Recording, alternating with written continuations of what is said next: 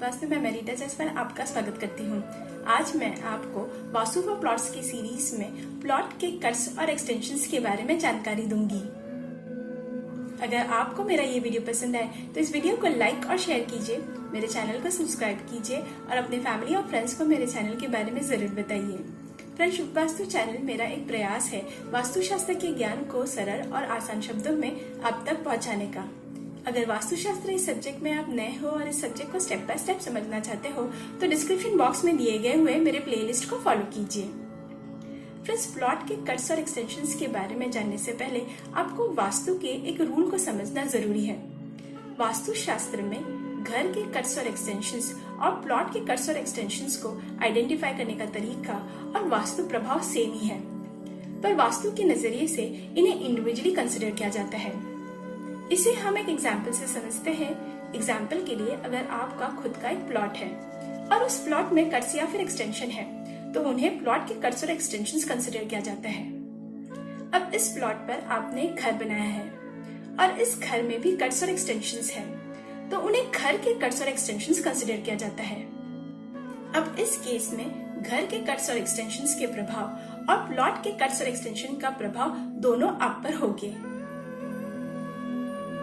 इसके विपरीत, अगर किसी बिल्डिंग में आपका फ्लैट है और उस फ्लैट में कट्स या एक्सटेंशन है तब आप पर आपके फ्लैट के कट्स और एक्सटेंशंस का प्रभाव होगा।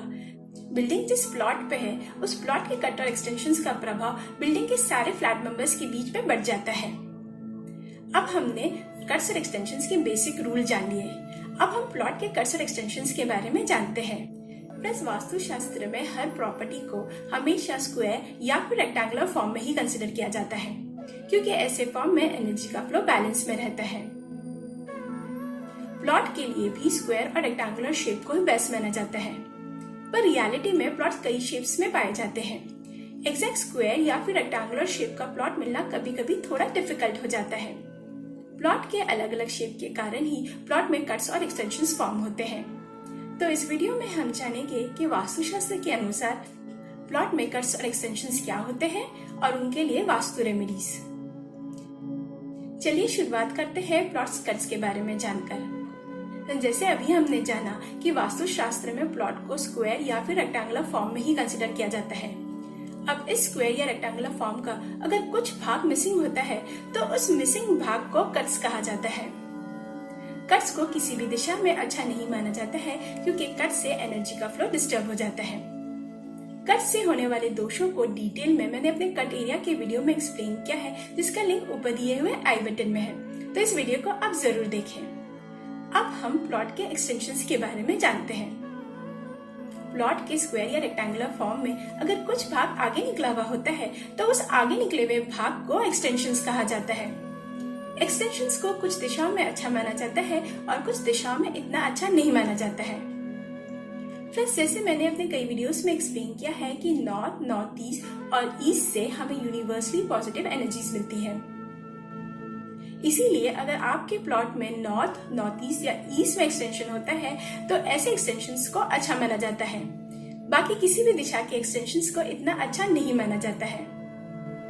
एक्सटेंशन से होने वाले लाभ और दोषों को डिटेल में मैंने अपने एक्सटेंशन की वीडियो में एक्सप्लेन किया है, जिसका लिंक ऊपर दिए हुए आई बटन में है, तो इस वीडियो को आप जरूर देखें। अब हमने प्लॉट में कट्स और एक्सटेंशंस क्या होते हैं ये जान लिए। अब हम इनके लिए वास्तु रेमेडीज जानते हैं।